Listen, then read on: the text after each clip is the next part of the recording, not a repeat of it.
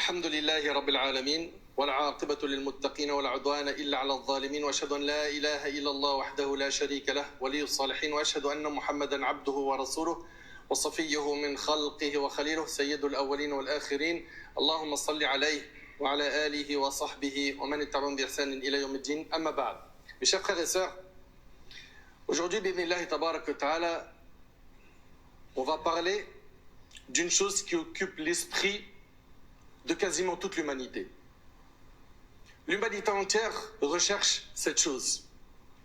Cette chose est de vivre une vie paisible, de vivre la joie, le bonheur sur terre. Tout le monde aspire à vivre une vie stable, heureuse. Nous vivons à une époque où les causes d'angoisse, de tristesse et de peine se multiplient. Une époque où les épreuves et les tentations abondent et les préoccupations se sont accumulées. Ainsi, nous sommes très nombreux à chercher une vie agréable, une vie paisible. Certains pensent que cette vie se trouve dans l'obtention de postes prestigieux. Moi, si je gravis les échelons dans telle société et que j'atteins tel poste, je serai heureux. Un autre pense que pour vivre une vie paisible, une vie pleine de bonheur, il faut avoir de l'argent. Et on entend, l'argent fait le bonheur. Mais ce qui est étonnant, c'est que nous entendons parler de certains riches qui pensent au suicide, qui font des dépressions. L'argent ne fait pas le bonheur. Il contribue certes à amener des moments de joie, mais ce qui va amener le bonheur, on va le voir dans très peu de temps d'énil. D'autres pensent que le bonheur réside dans le fait d'être propriétaire, d'avoir beaucoup de propriétés, des villas, des terrains. Beaucoup de gens investissent à l'étranger. Dès qu'il a de l'argent, il dit « mets ça dans les murs, sois proprio ». Et tu entends des phrases type « comme ça, tu vas garantir ton avenir ». C'est quoi ces phrases de « garantir ton avenir » ? Tu garantis rien. Et donc, les gens ont pris des chemins qui sont différents. Pourquoi ? Pour obtenir ce qu'ils recherchent tous, le bonheur. Il ne fait aucun doute que mener une vie agréable, paisible, stable et sereine est le souhait de chaque être humain. Et c'est l'objectif de toute personne sensée. Mais comment goûter à ce bienfait ? Comment vivre cette vie agréable au sein de nos sociétés ? Et comment pouvons-nous la garantir pour les générations futures ? La réponse se trouve dans le Coran. Allah tabarak wa ta'ala, il dit « Man amila salihan min dhakarin aw untha wa huwa mu'min falanuhyiyannahu hayatan tayyiba » Quiconque, homme ou femme, accomplit une œuvre pieuse tout en étant croyant, nous lui ferons vivre une bonne vie. Tu veux être heureux ? Il te faut la foi en Allah subhanahu wa ta'ala et faire des bonnes actions. Avoir la foi en Allah et faire des bonnes actions. Quiconque homme ou femme, dit Allah dans Sourate An-Nahl, verset 97, quiconque homme ou femme accomplit une œuvre pieuse tout en étant croyant, nous lui ferons vivre une bonne vie. Allah tabarak wa ta'ala a conditionné la foi pour que les bonnes actions produisent leurs effets bénéfiques, permettant ainsi une vie agréable, une tranquillité d'esprit, une paix intérieure et un bien-être mental. Serviteur d'Allah, toute chose a une cause. Pour profiter d'une vie agréable, paisible et saine, il est essentiel de connaître les raisons qui y conduisent et s'y engager pleinement. Ces raisons peuvent être résumées sur les points suivants. Premièrement, la foi en Allah.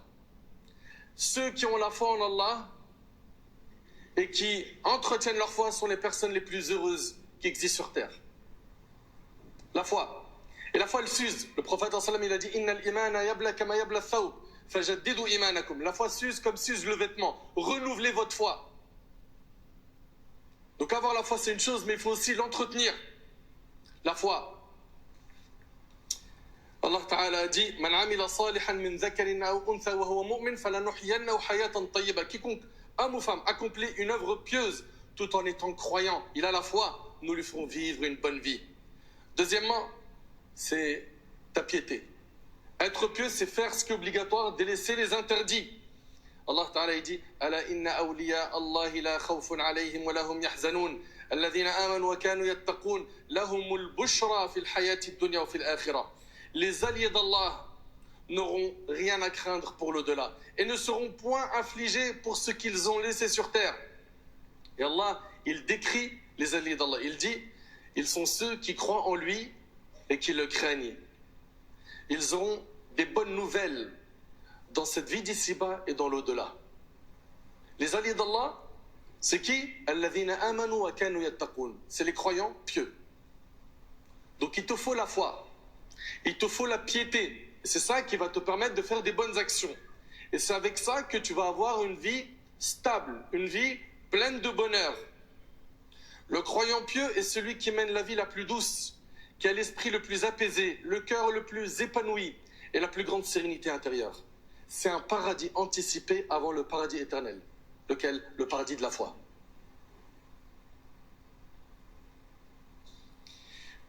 Troisièmement, après avoir parlé de la foi et de la piété, parmi les moyens d'avoir une vie paisible, pleine de bonheur, stable, il y a le fait de s'accrocher à la prière.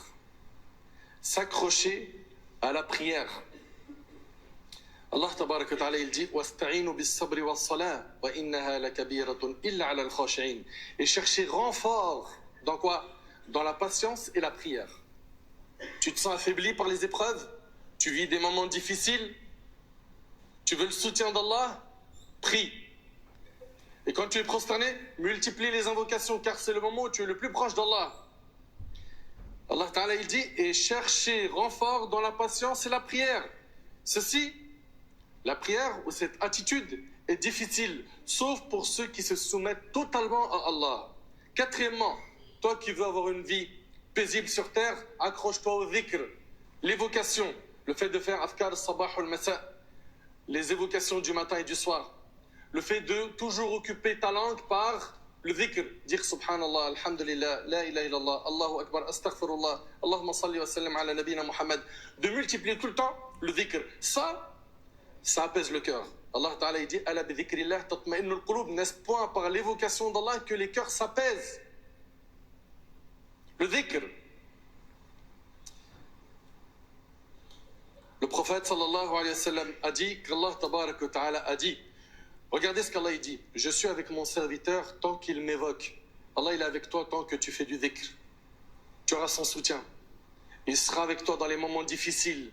Écoutez bien, Allah Ta'ala dit, je suis avec mon serviteur tant qu'il m'évoque et que ses lèvres bougent à mon évocation. Le hadith est rapporté par Ibn Majah et Ahmed. Cinquièmement, toi qui recherches la paix, qui recherches la vie paisible sur terre, repens-toi systématiquement après tes péchés. Le repentir, le fait de demander pardon à Allah subhanahu wa ta'ala. Allah Ta'ala il dit Inna alladhina taqaw idha massahum ta'ifun min ash-shaytan tadhakkaru fa idha hum mubsirun. Lorsqu'une suggestion de Satan effleure ceux qui craignent Allah, ils se rappellent la rétribution d'Allah et redeviennent clairvoyants. Tu veux être clairvoyant, tu veux avoir une vie stable et apaisée, repens-toi systématiquement et ne te laisse pas guider par shaitan vers les perversions, vers la désobéissance. Sixièmement, toi qui veux connaître la vie paisible sur terre, sois satisfait de ce qu'Allah t'a donné. Le prophète dans le hadith de Tirmidhi, il a dit, sois satisfait de ce qu'Allah t'a accordé, tu seras le plus riche des gens. Vous savez, notre problème c'est quoi? C'est les comparaisons. Avec qui? Avec ceux qui ont plus que nous en matière d'argent, de biens matériels.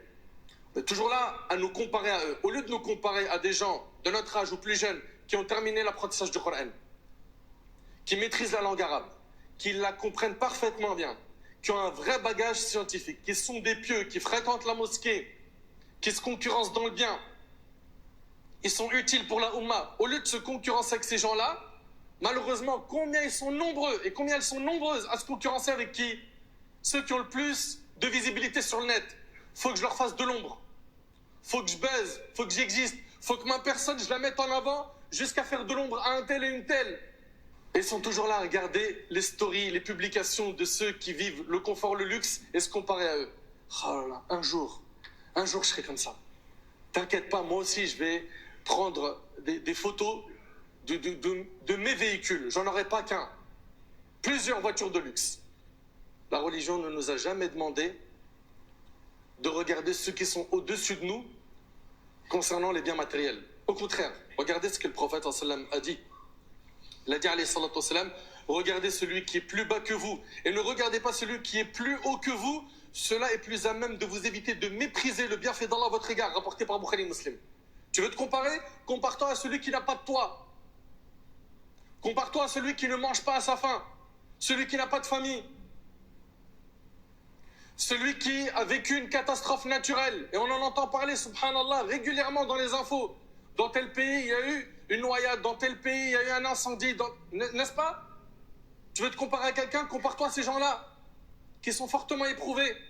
Et tu verras que finalement, toi qui te plains de ne pas avoir telle et telle chose de ce bas monde, mais tu en as déjà un paquet. Regarde ce qu'il dit le prophète sallallahu alayhi wa sallam. Il dit dans le hadith rapporté par Tirmidhi, celui d'entre vous qui se réveille le matin, ne souffrant d'aucun mal dans son corps. Écoutez bien, celui qui se réveille le matin ne souffrant d'aucun mal dans son corps, en sécurité parmi les siens et possédant la nourriture de sa journée, 3 choses. C'est comme si l'on avait amassé pour lui tous les biens de ce bas monde. Allahu Akbar. 3 choses. Tu te réveilles tous les matins, ton corps ne souffre d'aucun mal. 2, tu te réveilles en sécurité. Tu n'es pas en danger chez toi, dans ton lieu de travail, quand tu marches dans la rue. Tu n'as pas peur d'un bombardement comme dans certains pays. Non. 3, tu as de quoi te nourrir ce jour-là. Le prophète sallallahu alayhi wa sallam dit, celui-là, c'est comme si on lui avait amassé tous les biens de ce bas monde. Tu te plains de quoi? C'est juste que nous sommes des ingrats. Allah Ta'ala dit, wa qalilun min ibadiya shakur. Peu de mes serviteurs sont reconnaissants. C'est une réalité. Au lieu de dire alhamdulillah, j'ai déjà beaucoup. Non, il me manque ça, j'ai pas ça, j'ai échoué dans ça. C'est une réalité. Combien on est nombreux à être ingrats? Eh bien toi, qui t'es reconnu à travers ce point, apprends à être satisfait de ce qu'Allah t'a accordé. Tu seras le plus riche des gens. La vraie richesse, c'est celle du cœur. C'est celle de la foi et pas celle des biens matériels. 7e, toi qui veux avoir une vie paisible, une vie pleine de joie et de bonheur, rends service aux gens. Aide les gens. Sois utile pour les gens. Et sache qu'en étant utile pour les gens, tu te procures du bonheur. Quand tu aides quelqu'un et que tu ressens que tu l'as vraiment débloqué et qu'il exprime sa reconnaissance par une bonne parole, par une invocation, ça te procure du bonheur, de la joie. Sois de cela. Fais rentrer la joie dans le cœur des gens. La patience face aux épreuves également fait partie de ce qui apaise le cœur des gens. Rappelle-toi qu'Allah tabarak wa ta'ala n'éprouve que ce qu'il aime. Rappelle-toi qu'Allah tabarak wa ta'ala, en t'éprouvant, il t'élève en degré, il t'expie des péchés. Rappelle-toi de tout cela. Pour toute personne qui cherche à apaiser son cœur, à vivre une vie stable, une vie pleine de bonheur et de joie, demande l'aide d'Allah. Invoque Allah subhanahu wa ta'ala. Notre prophète alayhi salatu wassalam nous a enseigné dans une invocation, cette invocation qui est subhanallah magnifique, Allahumma aslih li dini alladhi huwa ismatu amri wa aslih li dunyaya allati fiha ma'ashi wa aslih li akhirati allati ilayha ma'adi waj'al al-hayata ziyadatan li fi kulli khayr wal mawta rahatan lana min kulli shar. Le prophète sallallahu alayhi wa sallam avait l'habitude de dire, oh Allah, améliore-moi ma religion, celle qui met une protection pour toutes mes affaires. Améliore ma vie dans l'au-delà vers laquelle se fera mon retour. Fais de cette vie d'ici-bas un rajout en ma faveur de tout bien et fais de la mort un repos en ma faveur contre tout mal, rapporté par Muslim. Chers frères et sœurs, la vie est courte. Alors ne la livrez pas aux soucis qui la corrompent. Voilà ce que nous enseignent le Coran et la Sunna concernant le bonheur et comment l'obtenir. La foi, la piété, le fait d'évoquer Allah, de s'accrocher à la salat, de se satisfaire de ce qu'Allah subhanahu wa ta'ala nous a accordé, d'être patient, d'invoquer Allah. Tous ces points-là, il faut les avoir à l'esprit constamment. Et j'implore Allah subhanahu wa ta'ala de nous accorder une vie stable, une vie paisible. J'implore Allah tabarak wa ta'ala de dissiper nos soucis. J'implore Allah subhanahu wa ta'ala de faire de nous des pieux. J'implore Allah tabarak wa ta'ala de nous accorder une bonne compréhension de sa religion. Qu'Allah tabarak wa ta'ala nous utilise dans le bien jusqu'à notre dernier souffle. Sallallahu tabarak wa ta'ala yanfa'ani bima qultu wa yanfa'akum bima